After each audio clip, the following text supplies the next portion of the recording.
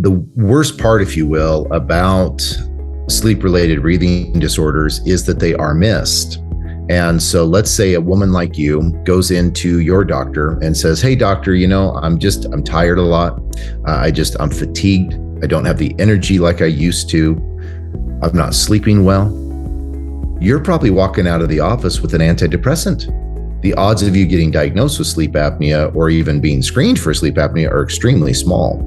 But as dentists, we see this literally every day in our practice. When you help someone get a good night's sleep, and this is helping them every night, they know how big of an impact this is having on their life.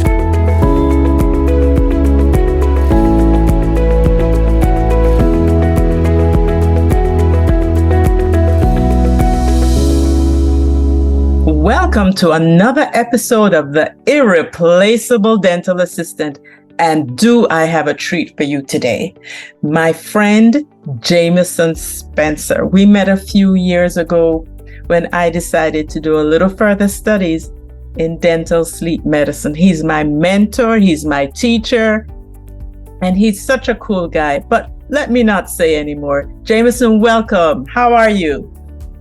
Oh, thank you, Heather Dawn. I am thrilled to be here with you. Look forward to actually being in Jamaica in January. Hopefully we'll get to see you there. But yeah, thanks for inviting me on. Well, I know so much about you, but can you let my audience know who's Jamison Spencer and what does he bring to the table? Sure. So I'm a bit of a weird guy when it comes to being dentist. So I left dental school, or when I graduated from dental school, I should say it that way. When I graduated from dental school, I went directly into a practice, or I bought a practice rather, that was limited to treating TMJ problems. That's all my mentor did. I went back home to Boise, Idaho, had looked at other typical dental practices, general dental practices, and this unique practice came available. I became aware of it. And so I ended up buying this practice from this gentleman who retired, who had limited his practice for about 8 years prior to that to just treatment of TMJ problems. So that's what I did right out of dental school. To my knowledge, I was the first person ever to do something like that. Most dentists do general dentistry, or they do whatever they do for years, often decades, before they get interested in TMJ problems. I went right out of school and managed that practice for quite some time. That practice is still there in the Boise, Idaho area. My nephew, Dr. Cameron Keeney, joined me about 10 years into my practice, and he now runs that practice in Boise, Idaho. I have gotten into teaching and have been blessed to teach all over the world in temporomandibular disorders, as well as dental sleep medicine. The dental sleep medicine side of the practice started a few years in. A lot of us in the TMJ world, if you will, were getting interested about these oral appliances that were being used for snoring and sleep apnea. It's just a natural connection because we were using oral appliances for TMJ problems. And so that was just kind of natural. And for several years, our practice had two sides. It had kind of the TMJ side of the equation, and it had the sleep apnea side. And those were very different patients as far as we were concerned. And there wasn't a lot of overlap. And then maybe 5 years into my practice, we started recognizing that there was huge overlap of these people with TMJ problems who had sleep apnea and vice versa. And that now is, and ever since then, has been the focus of my career, is not only helping people with TMJ problems and sleep apnea, but personally, my focus is helping dentists like you and thousands of others to recognize these problems in their own patients so that they can help them. That's my goal, is helping literally millions of people by helping thousands of dentists. Well, I have always known you to be a daredevil, so I'm not surprised that you jumped into the deep end and went That's straight right. into treating temporomandibular joint issues rather than practicing general dentistry. But it's okay, there's room in this world for everybody. So That's right. I'm glad that you decided to be a daredevil, because who knows, our paths may not have crossed, and I'm so glad that they did. So, Jamison, you did mention dental sleep medicine. What is it and why is it important?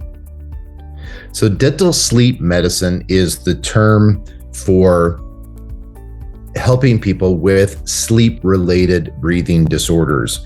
And that involves anything from snoring to the more concerning sleep apnea. We mostly, as dentists, are involved in this area through screening our patients, referring our patients to our medical colleagues, often for diagnosis. Sometimes, as dentists, we are involved in that diagnosis, depending on where you practice, where you live, the accessibility to sleep labs or sleep physicians. And what I mean by that is sometimes dentists will be involved in actually helping out with the diagnosis by distributing home sleep testing equipment, or what's called pulse oximetry, where the oxygen levels are tested. In my practices, we tend to work more with sleep physicians because we're blessed to have many in our communities. And then the common treatment for sleep apnea is CPAP, which is continuous positive airway pressure, or a machine that blows air into the person's nose and sometimes nose and mouth. And it helps keep their airway open. Now, as delightful as that sounds, to have air blown into your face all night long, a lot of people don't like it. So as many as 50% of people give up on using their CPAP in the first year. Wow. And that's where we as dentists come in, is we provide oral appliance therapy for these folks, which tends to be much easier to tolerate. Doesn't always resolve the sleep apnea, but at least it's a treatment that people can actually use. So that's kind of definitely improves it though, right? Yeah, and it improves it. Again, may not eliminate it 100%, but it is. So one of my friends, who's a colonel and a dentist in the U.S. Army, he says, with CPAP, we start with efficacy and we chase compliance. With oral appliance therapy, we start with compliance and we chase efficacy. And what that means is CPAP almost always works, just a lot of people can't stand it. Oral appliances don't always work, but almost everyone can stand it. Almost everyone will wear it. So a treatment that helps you some is better than a treatment you don't use at all. Exactly. However, having said that, in our experience, in our practices, we keep track of our stats of how much we help people. And well over 80% of the time, we are able to reduce their apneas and hypopneas, which is how sleep apnea is rated, of how severe it is. We are able to reduce that to below 10, which tends to be the clinical goal. So over 80% of the time, our oral appliance therapy is successful. And keep in mind, that's on people that have given up on CPAP. So these aren't always the easiest cases that we're treating. Well, 80%, that's pretty good, Jamison. That is pretty good. I will take that any day. So do you think that there are many dentists who practice dental sleep medicine? There are very few, actually. So there's an academy called the American Academy of Dental Sleep Medicine. And I know, Heather Dawn, you are a member of that academy and boarded, no less, yes? Fellow. Yeah, fellow, that's right, of that board. And there are, about 3,000 of members, just members of that academy worldwide. So that's not that many when you consider how many dentists there are. I mean, in the United States alone, there's over 180,000 dentists, and then yet there's only 3,000 members of this academy in the entire world. As I travel around and speak at conferences, there's always a lot of interest in my lectures on dental sleep medicine, but there's very few dentists. I'll ask in these big crowds, how many of you are treating people? Even people that come to my presentations, Heather Dawn, that are really interested in this field. Maybe they're taking a 2-day course just on dental sleep medicine, and I'll ask them, how many of you are actually treating people at this point? And rarely will someone raise their hand. So I think that not only are most dentists not involved in dental sleep medicine, but they also just have no idea about it. In dental school, it would be rare for dental sleep medicine to be even, frankly, mentioned in dental school. And it would be extraordinarily rare for a dental student to have any type of clinical experience. And I am pretty confident that that is consistent literally around the world, that no dentists are being taught this in dental school. They're not getting a clinical experience. So then once they get out of dental school, it's pretty tough to just pick this up. It's very different than what we're doing in general dentistry. Well, the thing is, sometimes something new can be a little intimidating, and you can stay stuck just trying to learn as much as you can before you venture out, because we are looking at people's lives and their overall health. So I was wonderfully gifted the opportunity to go to a program that was a mini residency, and that just opened my eyes, because at the end of that, you feel like you have enough teeth to bite into something. A 2-day That's thing, right. You're kind of getting an idea as to what this is, but not so sure about pushing through. But I do feel that this is going to catch on, because it's a dental way of managing an overall health problem. And one thing I remember you saying to us, Jamison, is the majority of people who are diagnosed with airway issues or obstructive sleep apnea is when they're doing an autopsy. That thing scared me to death. It means that people are living with ill health and they're just not recognizing it. And their healthcare providers are not recognizing it. So I hope that this thing will spread like wildfire to many more dentists. And 10 years down the line, if we should have this discussion, it would sound very different than it does today. But kudos to you and your colleagues who have taught me and others so much. And it's not just us, the dentists, that you're sharing with, but also our teams. I feel that dental assistants create excellent relationships with our patients.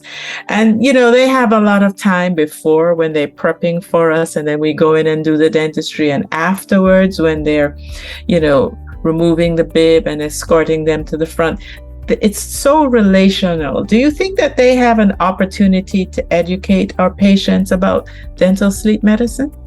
They have a huge opportunity. And to backtrack a little bit on something you said a second ago, the worst part, if you will, about sleep-related breathing disorders is that they are missed. And so let's say a woman like you goes into your doctor and says, "Hey doctor, I'm tired a lot. I'm fatigued. I don't have the energy like I used to. I'm not sleeping well."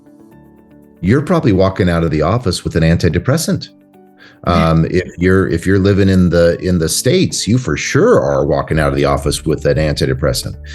So our physician colleagues, they're only looking for fat old men with this disease. That's all they're looking for. And if you are not a fat old man, the odds of you getting diagnosed with sleep apnea or even being screened for sleep apnea are extremely small. But as dentists, we see this literally every day in our practice. And the easiest thing is, so here would be the suggestion I would give to the dental assistants.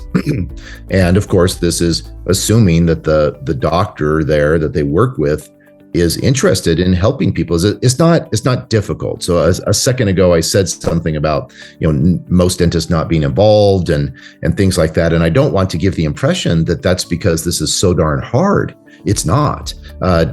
Basically everything, I would say, and now this may sound a little bit self-deprecating here, but I would say almost everything that a dentist does restorative is harder than treating someone for sleep apnea. As a matter of fact, in my practice, my dental assistants basically do everything. We, as the doctors, we are talking to the patients, we're helping out with the diagnostic process, we are directing the care, but my assistants take the records, my assistants fit the appliances, my assistants do the follow-ups on fitting the appliances, and this will vary by laws based on where you practice. However, I would say for a typical general dentist, the assistant who sees, let's say, wear patterns on the patient's teeth, they see evidence of bruxism, and they're there talking with the patient for a few minutes before, and they see these worn down front teeth, for example. A simple question that an assistant could ask is, just curious, patient, do you snore? And then the patient may kind of laugh a little bit and go, well, that's a weird question for a dental assistant to ask me, but yeah, I do. Why do you ask? Well,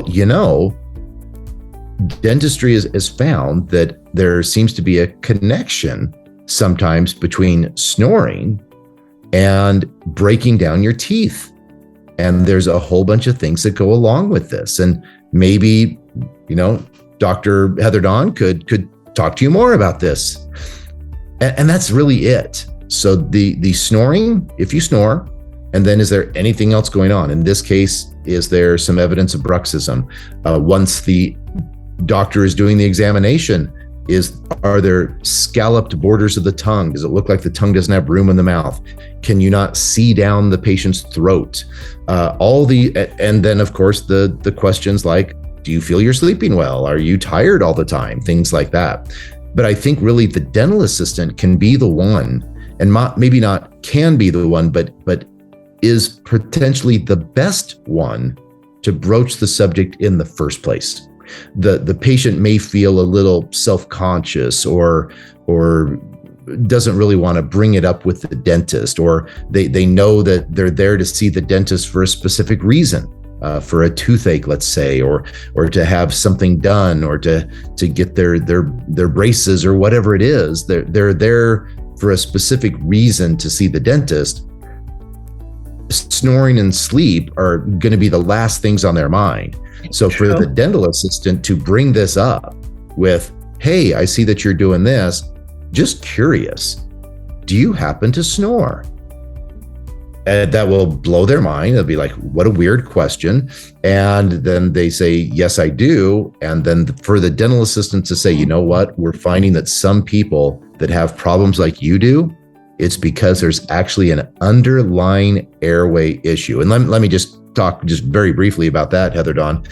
So here's the analogy. So what we've now know, I would say, from research from the past almost 20 years, is that some people will clench or grind their teeth or just posture their jaw to try to protect their airway. So for decades and decades, we've blamed grinding of the teeth on stress. Now we are thinking, well, maybe in some people, it's the stress of suffocating to death. Yes. So they're protecting their airway. Now, this is brand new information to the vast majority of dentists. It will for sure be brand new information to your patient. But that's a little phrase that the dental assistant could use. For years and years, we've thought that people are grinding their teeth because of stress. Now we think, Oh, and by the way, that is true. Most of us will clench and grind our teeth from time to time due to emotional stress. So it's not that that goes away, but now we're thinking that some people are doing this to try to protect their airway. And we have, again, a lot of data on this. We see sometimes when we treat people with a oral appliance for their snoring or sleep apnea, that their bruxism improves.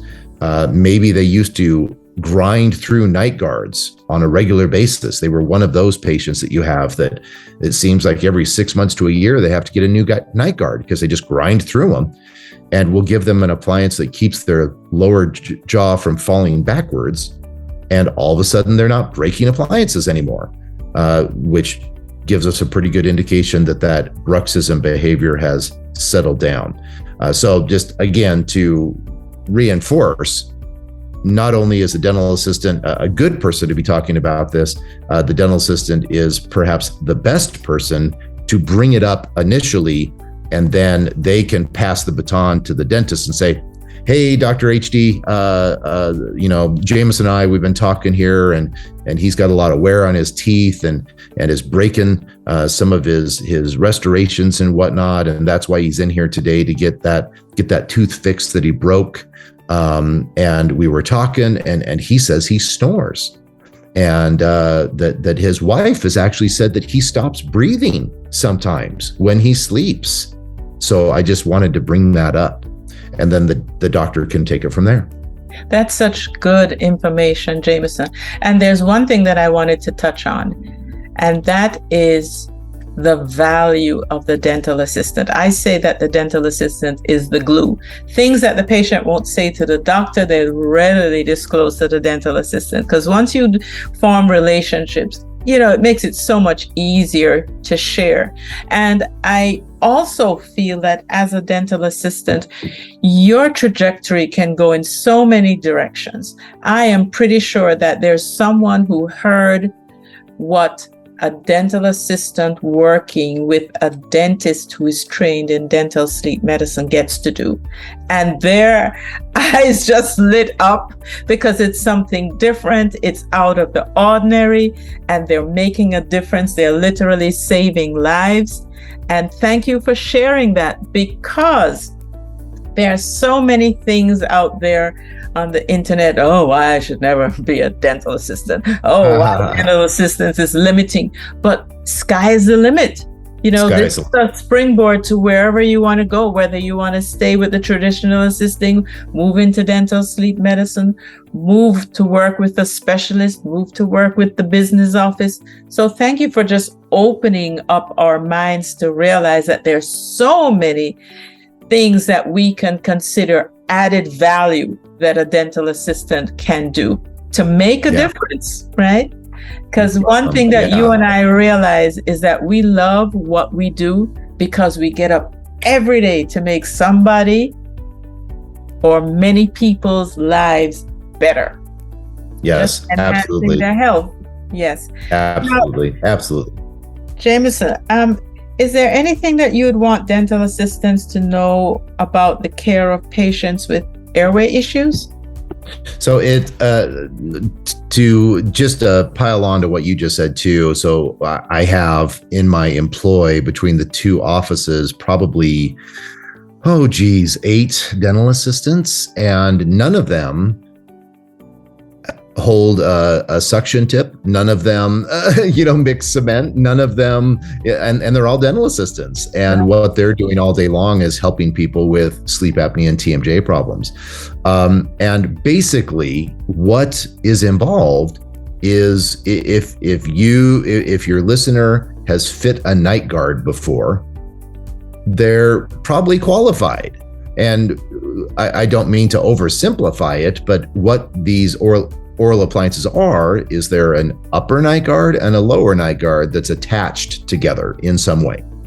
So it's really not that difficult. It's different. So fitting an appliance that's on the upper and lower is definitely more complicated than just a single arch appliance, but the skills are basically the same. And I say that to dentists all the time too. I'll ask that question, like I said before, how many of you are doing this? and I get very few people raise their hand. And then I'll say, well, how many of you fit night guards? How many of you do night guards in your practice? And everyone raises their hand. Yes. And that's the transition I want them to make, is to not be so scared and to just jump in. As you know personally, it is extremely rare. As a matter of fact, not only extremely rare, but I really can't think in my entire career, and we have treated well north of 20 or 30,000 patients.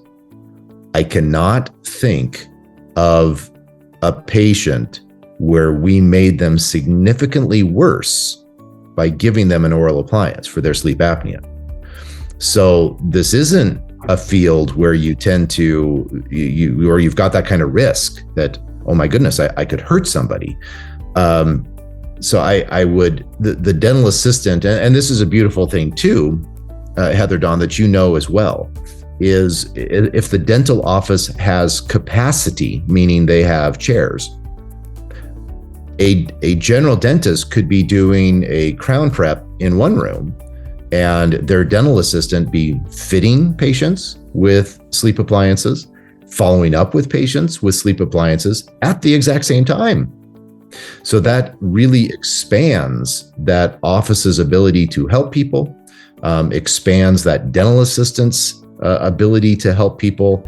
And as you also have personal experience with, it's that different level.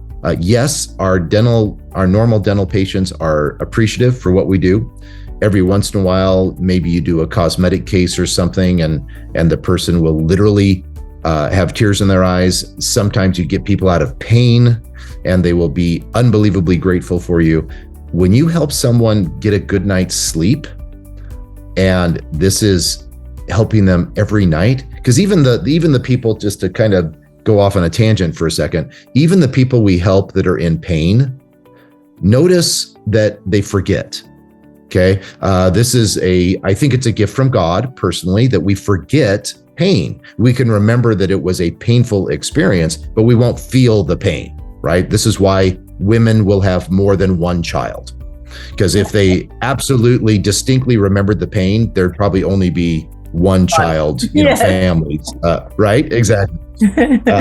So why I say that is, you can have a patient, they can have that kind of amazing experience getting out of pain, but then they come back and maybe they don't really exhibit that same gratitude for that experience a year or two down the road.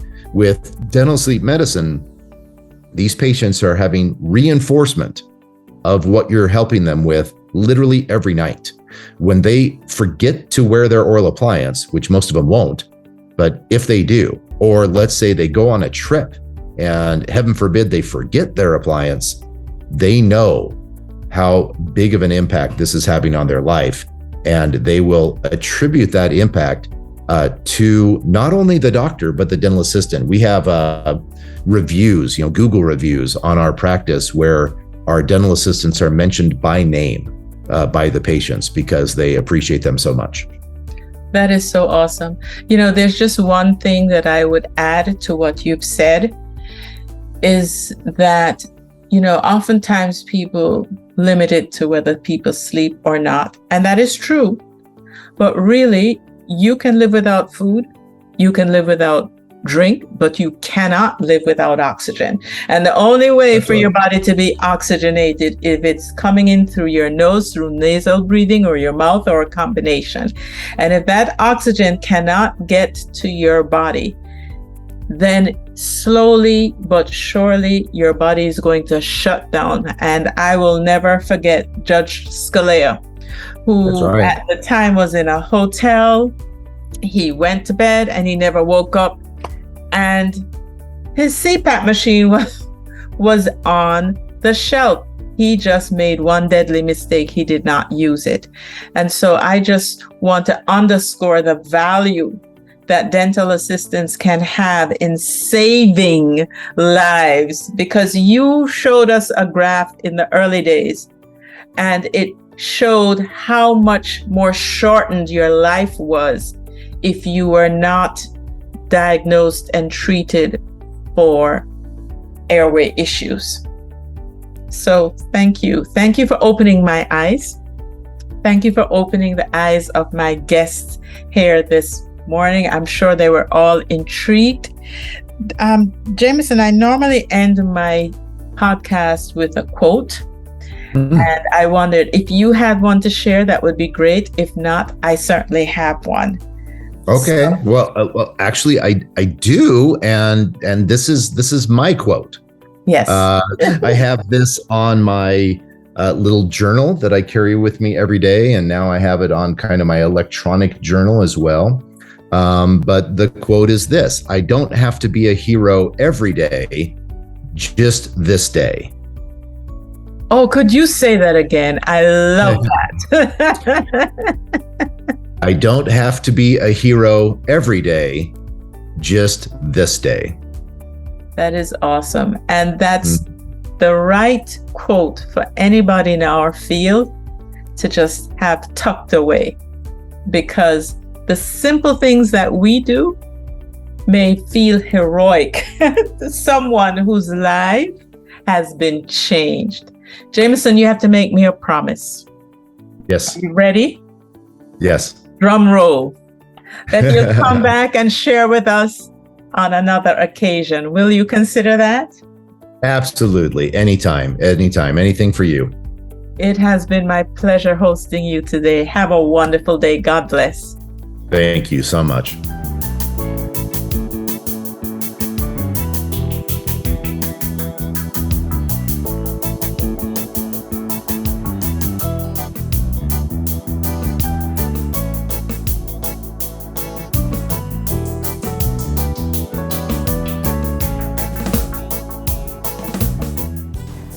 I tell you, I learn so much every time I have a discussion with one of my guests. Dental sleep medicine is relatively new, but so important, literally life-saving. And every member of the team just needs to know a little bit to make a huge impact. How did Jamison say it again? To be a hero, not every day, but this day. Life is so much better when we live, learn, and grow together. See you the next time.